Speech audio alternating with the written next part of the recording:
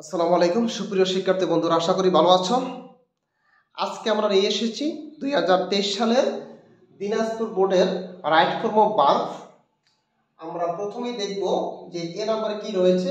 Deforestation অর্থ হচ্ছে বন নিধন বা বন উজাড়করণ, মিন কাটিং ডাউন ট্রিজ। এই জায়গাটাতে আমরা লক্ষ্য করব যে এই ডিফরেস্টেশন একটি শব্দ, এটা হচ্ছে থার্ড পারসন এবং সিঙ্গুলার নাম্বার।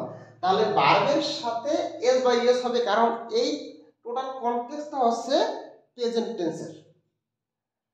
বন নিধন, এটা তাহলে এখানে আমরা দিব মিন্স।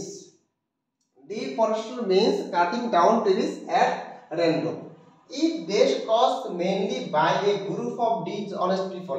এই বন নিধনটা বা ডিফরেস্টেশনটা ঘটে একদল অসাধু মানুষের দ্বারা। তাহলে কোনো কিছু যদি কারো দ্বারা হয়, এটা প্যাসিভ একটা সেন্স কাজ করে। এখানে আমরা দেখবো এটা হলো প্যাসিভ ভয়েস। ইট দেশ কজ, তাহলে আমরা প্যাসিভ ভয়েস করবো এটাকে। তাহলে প্যাসিভ ভয়েস করতে হলে আমাদেরকে প্রথম দুইবার বসাতে হবে আর মূল ভার্বের তিনবার বসাতে হবে। প্যাসিভ ভয়েস করতে হলে বি ভার্ব এবং মূল ভার্বের ফার্স্ট পার্টিসিপল ফর্ম। তাহলে আমরা লক্ষ্য করব প্রেজেন্ট ইনডিফিনিট টেন্সে আমাদের বি ভার্ব হবে এম ইজ আর। এই তাহলে ইটের সাথে আমরা এখানে ইজ দিব এবং এই মূল ভার্বের থ্রি ফর্ম হিসেবে আমরা এখানে দিব এই কজড। তাহলে ইট ইজ কজড ইয়া ঘটে থাকে মেইনলি প্রধানত by a group of dishonest people, একদল অসাধু ব্যক্তি দ্বারা। দে কাট ট্রিজ, তারা গাছ কাটে। দেশ প্রফিট।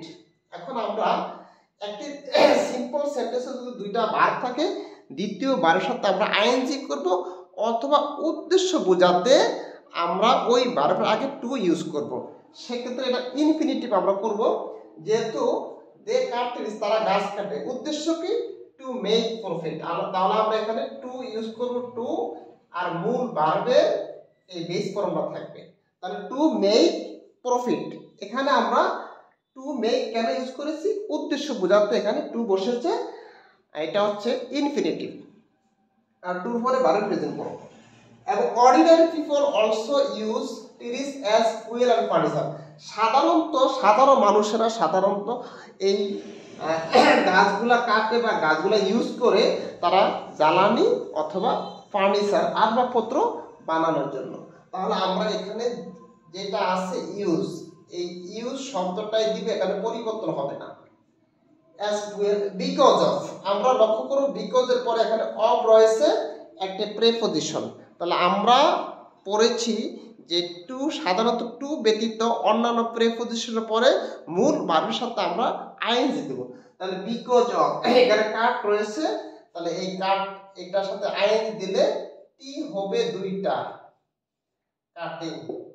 তাহলে cutting, because of cutting more and more trees, অধিক পরিমাণে গাছ কেটে ফেলার কারণে we are going dash face a great danger in coming future, নিকট ভবিষ্যতে আমরা একটি বড় সমস্যার মুখোমুখি হতে যাচ্ছি। তাহলে টু ফেস, এখানে আমরা we are going to face, আমরা মুখোমুখি হতে যাচ্ছি এই great danger in the coming future, আগত বা সামনের এই ভবিষ্যতে আমরা একটি বড় সমস্যার মুখোমুখি হতে যাচ্ছি।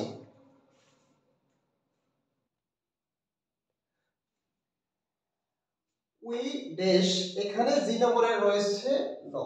তাহলে উই নো দ্যাট, আমরা জানি। এখানে যেই শব্দটি রয়েছে নো, এটাই বলবে we know that oxygen supply by trees for animals.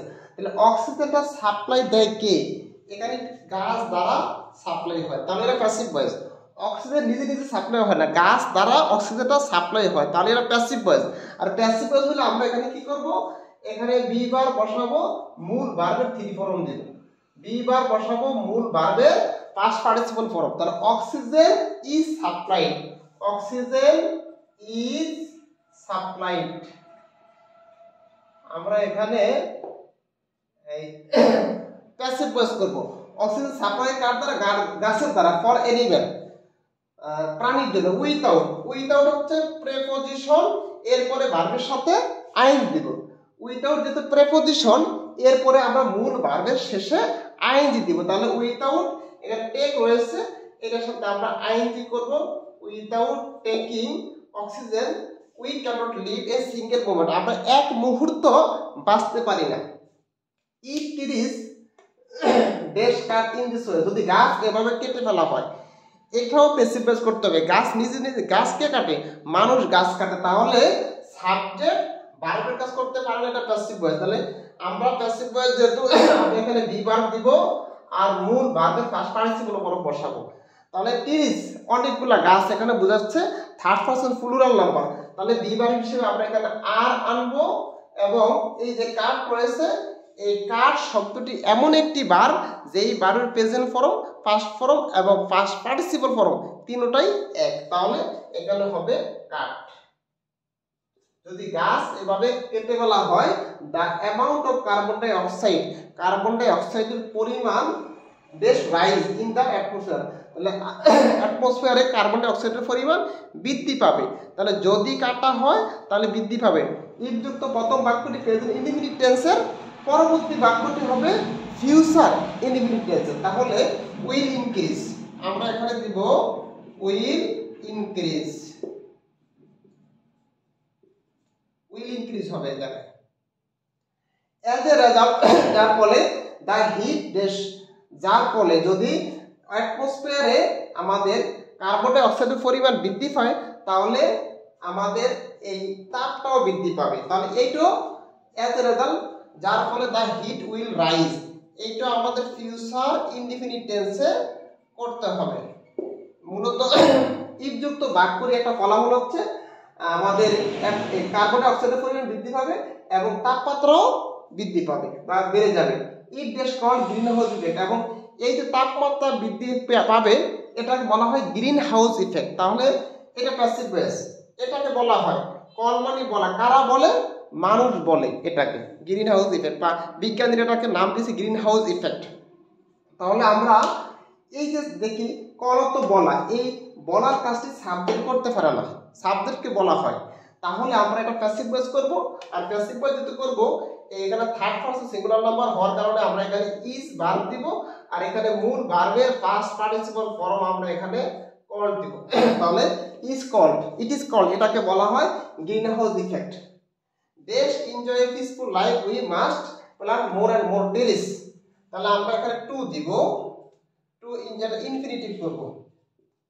যদি আমরা একটা পিসফুল লাইফ এনজয় করতে চাই, to enjoy a peaceful life, একটি শান্তিপূর্ণ জীবন উপভোগ করতে উই মাস্ট, আমাদেরকে অবশ্যই প্ল্যান্ট রোপণ করতে হবে, মোর অ্যান্ড মোর ট্রিজ, অধিক পরিমাণে গাছ আমাদেরকে রোপণ করতে হবে।